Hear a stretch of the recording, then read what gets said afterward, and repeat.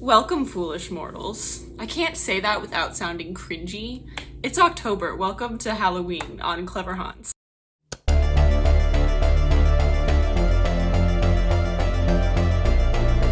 A few things before the video gets started. The wall is back. Definitely needs more. I'm gonna add to it, and we did have some casualties in my move last year, but I think it looks pretty good. This is something that it's a craft. I'm gonna have to craft it. I'm so excited to be doing several spooky Halloween themed videos for October because that's something I've been wanting to do since like the beginning of my channel. Don't forget to email me your spooky stories at tellcleverhaunts@gmail.com. Here's a list to give you an idea of things that I'm looking for, but it is certainly not confined to this list. I do have to once again apologize for the AC in this video. I tried to cut them out, but it does create more blips in between cuts. So I apologize for that in advance. We must, of course, acknowledge and praise our dear Wendell. If we forget, he eats my books. This video was originally going to be an entire history of vampires, but that didn't really fully encompass everything I wanted to talk about and was very white and Eurocentric, as well as really hard to pin down as far as like a timeline goes. But it just wasn't gonna be a very fun video, and I want to keep things fun this month. This is not all vampire folklore. A lot of vampire folklore is really similar. It just has like one or two details that are like tweaked a little bit. So I wanted to find vampire folklore from like different countries and different cultures, and they're all pretty unique in what they are. I don't know why I'm doing like all this introduction. Let's just talk about vampire folklore.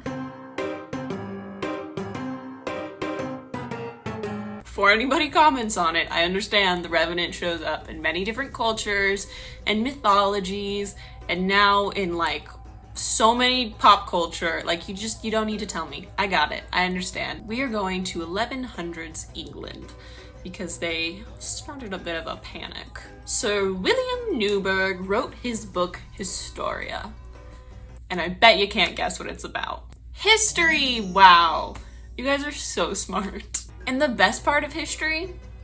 All the weird shit. He prefaces talking about vampires by saying if he were to write down every time he heard about this vampire business, it would be a labor. He then describes corpses walking again, causing terror and destruction. Most interesting, in one account, he describes a man who didn't deserve the Christian burial he got, and that the man wasn't benefited by it because he then later rose from the dead at night and terrorized everybody from dusk till dawn. So typically how these European vampire situations go is the guy dies and then he comes back from the dead, and people start saying that they saw him, he's terrorizing people, he's scaring people. It's like having a nightmare, basically. In some cases, they'll be like on their deathbed and be like, what's his face visited me last night, and they'll be like, what? He was dead. How did he visit you?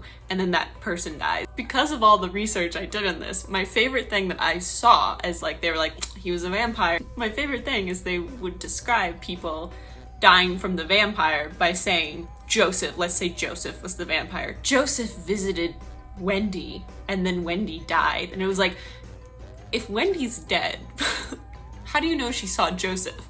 Nobody else was there. There were no witnesses. Do you get what I'm saying? So that's the kind of like terrorization they're meaning. A bunch of people are dying. It's nightmarish. In some cases, they'll be getting like knocks on the door, hearing like terrifying noises, kind of stuff like that. Anyway, so many people died that a group of men decided to go to the cemetery and dig him up. But he was a lot closer to the surface than he should have been and wasn't decaying properly, meaning he wasn't yucky growths yet. Not to mention the cloths he was wrapped in before burial were shredded. So how do we deal with a revenant? They staked him a couple times and then decided that wasn't enough and burned his body. However, interestingly enough, his body wouldn't burn. So they pulled his body out of the fire, removed his heart, and then put his body back in the fire, to which he finally burned. And there you go. You killed your revenant. Congratulations, guys. God, we're so good at this. This is part one of what I call Asia Goes Hard. Dude, they have the best vampire folklore. It's very fun and disturbing. Welcome to the Philippines, home of the terrifying Manananggal. This vampire is said to appear as a pretty woman by day, but by night she gets a little wild, okay? She's not like other vampires. She separates her torso from her bottom half, grows wings, and a long, hollow tongue. She flies into your house, uses said hollow tongue to penetrate your skin and suck your blood. Kind of like the craziest of crazy straws. For victims, she has like a few favorites, like sleeping pregnant women, so she can use her tongue to suck out the fetus's heart. There's not like an easy way to deliver information like that I have found in my time. Is this what Tucker Carlson feels like? Anyways, the Manananggal targets pregnant women, soon-to-be husbands, newlyweds, and new parents. So like some would say she's like the ultimate homewrecker. So now it's time to ask ourselves, how do we rid our hot, young, new family of a beast like this before she ruins everything? Well, she has one vulnerable bottom half. So yeah, every time she detaches her torso and flies away, her bottom half just stands wherever she left it. So if you find the legs, what you're gonna wanna do is kind of spread like holy water or garlic or salt on like the little shelfy part of her torso and legs that are left. This will prevent her from reattaching her torso to the bottom half of her torso and legs, and then she will die when the sun comes up. Welcome to Asia Goes Hard Part 2. We're gonna head to China for the Jiangshi. And honestly, they are the most realistic described walking corpses of the whole video, with long curled fingernails from skin decay and uncontrolled growth, and greenish white furry skin. You know, from the corpse mold. I'll take a 500 for words I didn't think I would ever say on this channel, but also I guess I shouldn't actually be that surprised. Corpse mold, that was gonna come up eventually, right? Is that on anybody's cleverhaunts bingo card? These bitches will take you out, and it'll be absolutely terrifying because their bodies are so stiff from rigor mortis that they can't walk around, so they hop everywhere, giving them the nickname the hopping vampire. There are several ways to become a Jiangshi.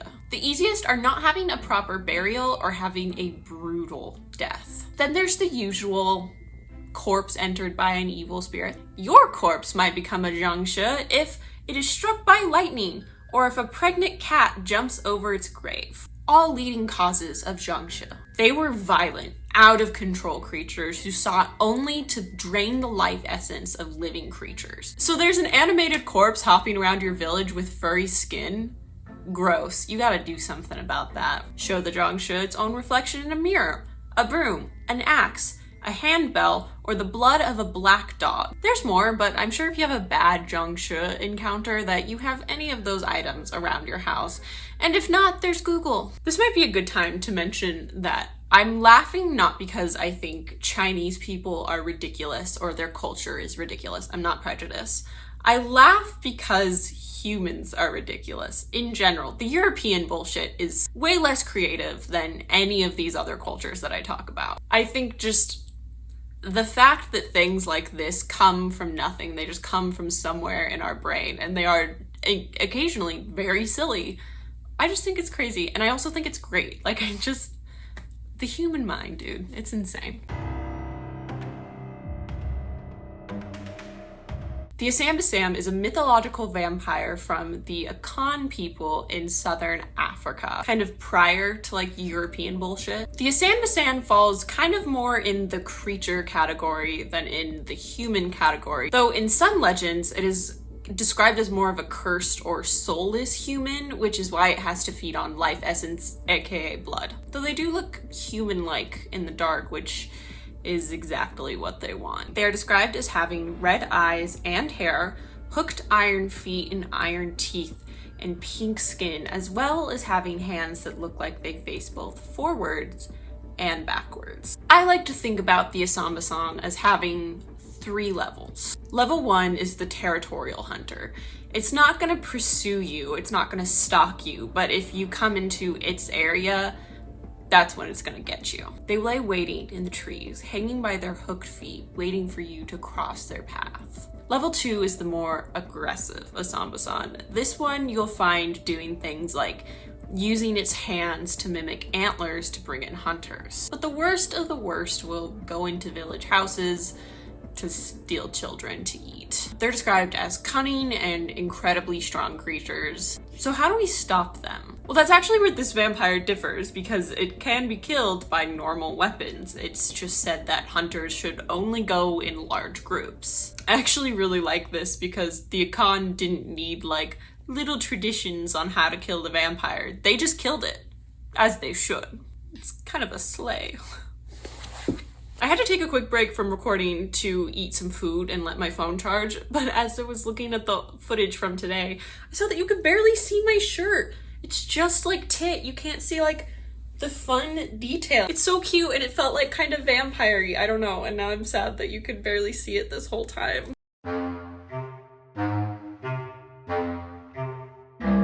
The Slavic Upior, not to be confused with the old Russian Upir, which later became the Ukrainian Upir, as well as the Turkish Ubur or Ubar. I actually don't know if I'm pronouncing any of those other ones correctly, but I should have put them all on the screen so you could see how similar they were. The first mention of the word Upir or vampire were in Russian documents, but before the Russians got a hold of it, we have the Slavs. In the Slavic culture and pagan religion, there is a huge emphasis on the difference between body and soul. Your soul is forever and your body is only temporary. A soul's purity and peace relies heavily on having a proper burial.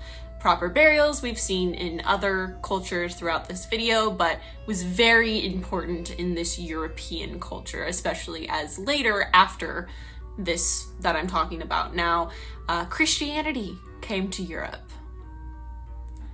And they ruined fucking everything. This was a big issue because an unclean soul could enter an unclean body and lead to an Upior. And how do we know when the body is possessed?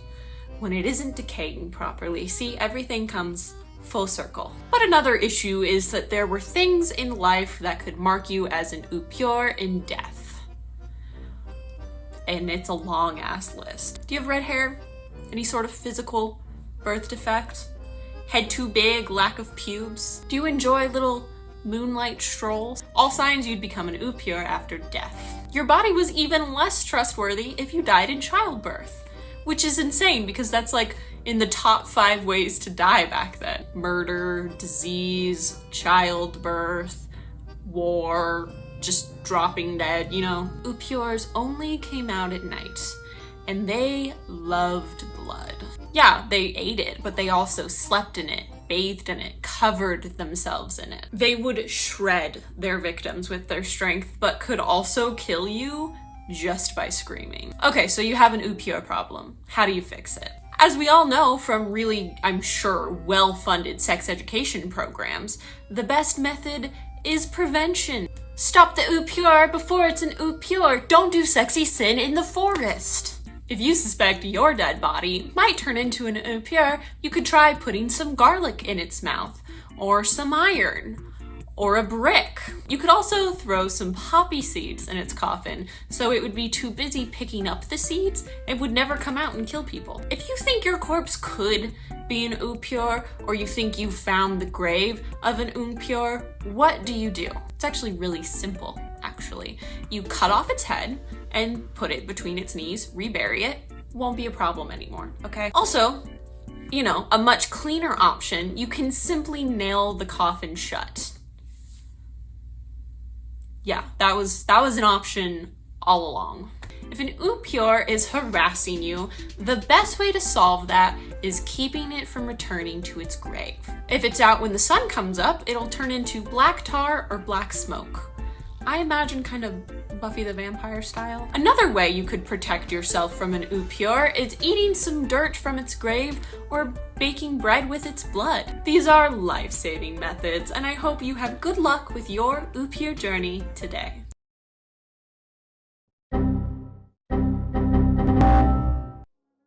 Despite having no contact with each other at the time, many cultures agreed that vampires were soulless, undead humans who had to feast on life essence to survive, without being like a boring folklore geek. I think vampires are a great example of Carl Jung's The Collective Unconsciousness, or Carl Jung's theory about the collective unconsciousness, which is a theory that explains why humans all over the world who never had contact with each other have very similar stories and archetypes and folklore and religion. Do I think he expected a college reject who studies folklore in her spare time to apply that to vampires for her YouTube video? No, probably not. No, I don't think that's what he intended. With that being said, most folklore comes from our fight or flight instinct, which I guess again is an unconscious decision. These monsters were the personification of our biggest fears. This specific fear, I guess, would be that soulless, often supernaturally strong, undead killing machines would steal our life force. Whether it's Europe or Africa, we feared this boogeyman. Something that I think is still evident today. I'm thinking specifically of Michael Myers. Not that I'm saying Michael Myers is a vampire, he's just a great example of those same fears. Mostly these days we're trying to fuck our vampires. Something, again, that we still do to this day is find little ways to make ourselves feel safe and in control. If you bury the body right, if you nail the coffin shut, if you eat the dirt from the grave, these were all just things that made them feel safe and in control. Like they could do something about all this fear and uncertainty. I mean, some of it was definitely religious fear-mongering.